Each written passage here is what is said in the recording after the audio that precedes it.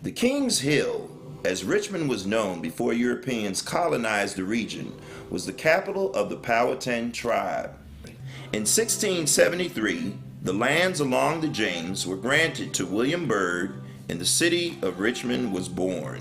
While most tours will speak of Patrick Henry's call for liberty, Confederate generals, the slave trade, and antebellum ideals, there is another proud history of Richmond, and it rests in the lives of the African Americans who have made this city great. And many of those pioneers, innovators, and change makers have a special link to the Mount Carmel Baptist Church. Years after Patrick Henry cried, "Give me liberty," within the walls of St. John's Church, another man made the same call. That was Gabriel Prosser. A literate blacksmith, Prosser organized the Commonwealth's first slave rebellion. However, a mix of weather and betrayal doomed the mass slave revolt, and Prosser, his brothers, and 23 others were hanged on the grounds we now know as Lumpkin's Jail. Prosser's plot is detailed on the plaque near Spring Park, and his remains lie unmarked in the land that is now known as Lumpkin's Field. While the field now flows with green grass, the African American widow of Mr. Lumpkin bequeathed the land for use to educate emancipated slaves. From the bottom to Lombardy, Lumpkin's widow's gift led to the creation and formation of what is now known as Virginia Union University. The same institution which educated our very own pastors, Thomas F. Freeman, the inspiration for the Denzel Washington film, The Great Debaters, and E.D. McCreary, the man known as the teacher of the nation's preachers. From revolt to redemption, there is also the vision of a worker's hands. The same year that Gabriel revolted, Lewis Temple was born into slavery. Once free, he moved to the North and became one of the nation's first black inventors. His gift to the whaling industry was the toggle iron. Richard Gustavus Forrester was born to a free black woman and a Jewish lawyer. His father sent him to Canada.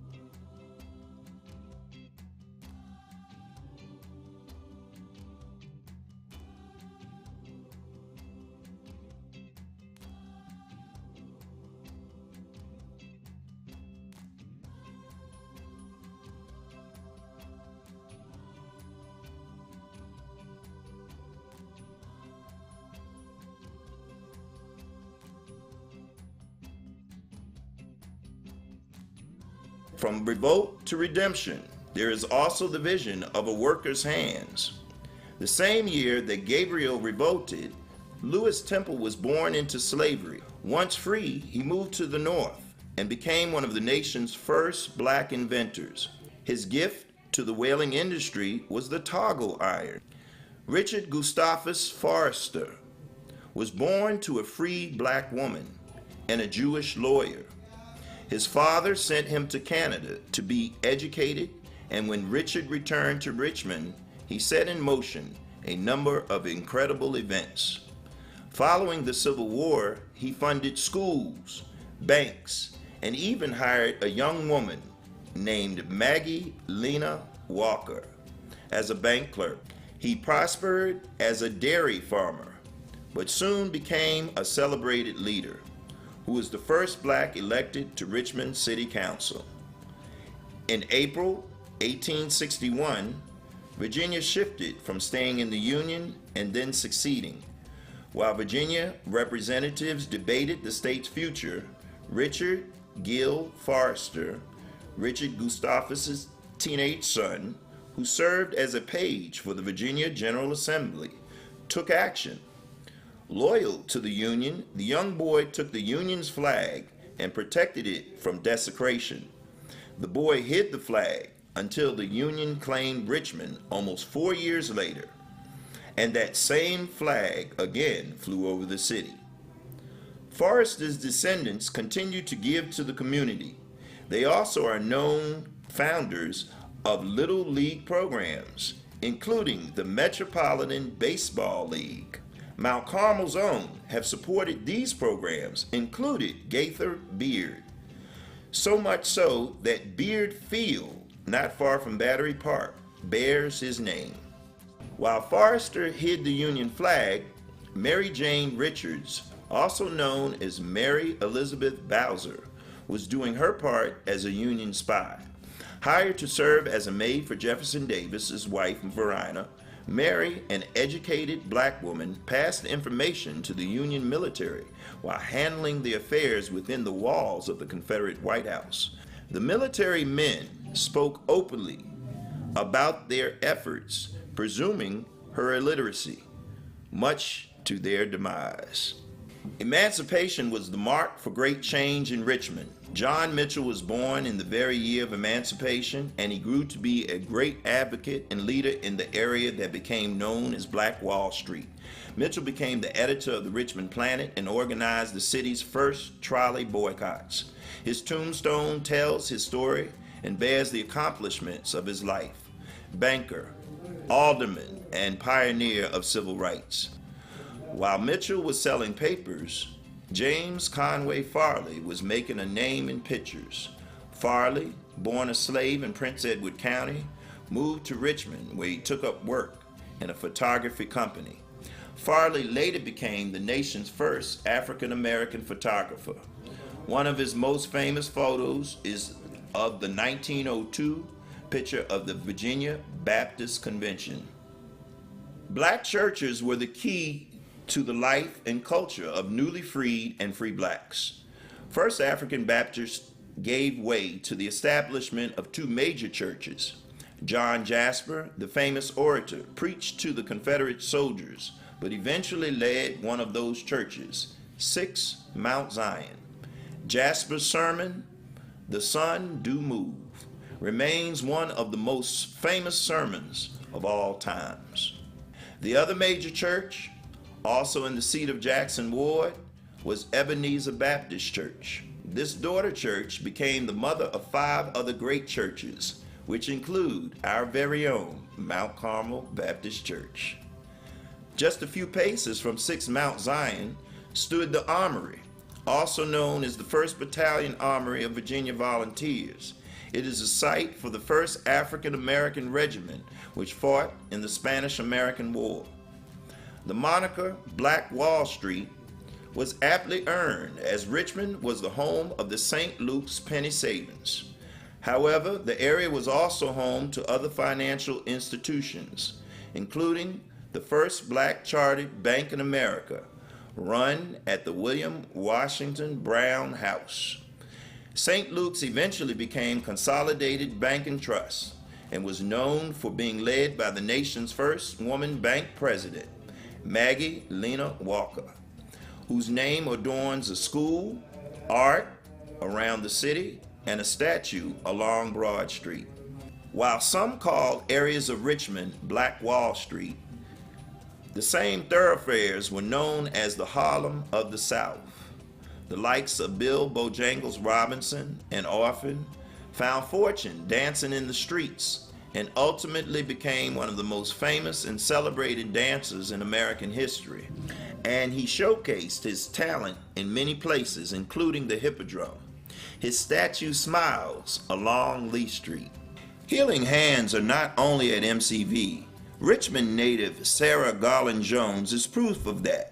Dr. Jones became a school teacher in 1883 and then became the first African American woman licensed to practice medicine in the Commonwealth. George Lewis Ruffin was born in Richmond to free parents of mixed ancestry. Ruffin's family eventually moved to Boston, where Ruffin was educated. He started out as a barber who read for the law and became the first black to earn a law degree from Harvard University, the first black elected to the Boston City Council, and the first black appointed a judge in Massachusetts. Ethel Bailey Furman became Virginia's first black female architect. Raised in Churchill on Q Street, she designed more than 200 buildings, including parts of 4th Baptist Church, Cedar Street Baptist, and Douglas Wilder's childhood home. An East End park bears her name. While Furman designed, Virginia Randolph taught. The great educator was named the nation's first jeans supervising industrial teacher, and her life's work resulted in her being honored as one of Virginia's women in history.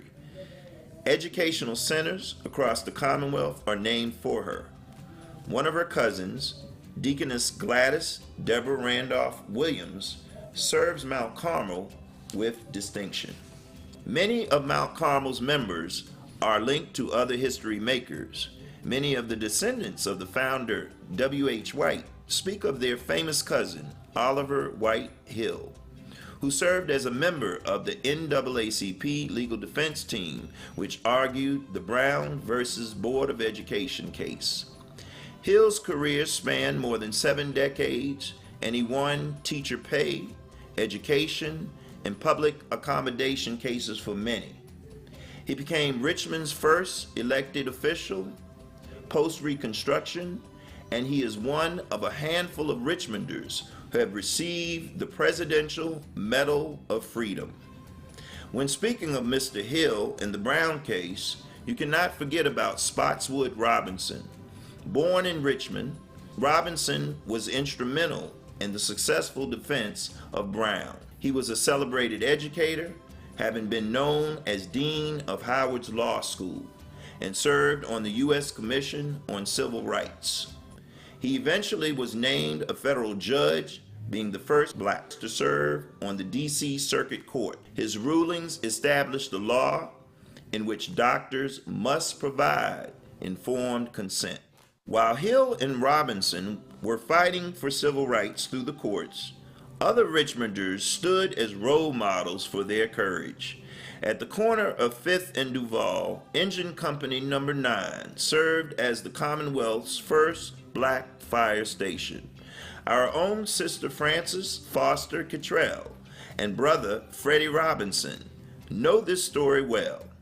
As one of the state's first 10 black firefighters was their brother, father, respectively. And through the firefighters' sacrifice and courage, Richmond eventually integrated their various fire stations. Another Presidential Medal of Freedom recipient was the late Arthur Ashe. Ashe, who played on the tennis courts of Northside, became the first black man to win Wimbledon, and later became an advocate for human rights. The boulevard in Richmond will soon be renamed in his honor. Another Northside fellow, L. Douglas Wilder, became the nation's first African-American governor, serving the Commonwealth with distinction as a delegate, senator, and lieutenant governor, and Richmond as mayor.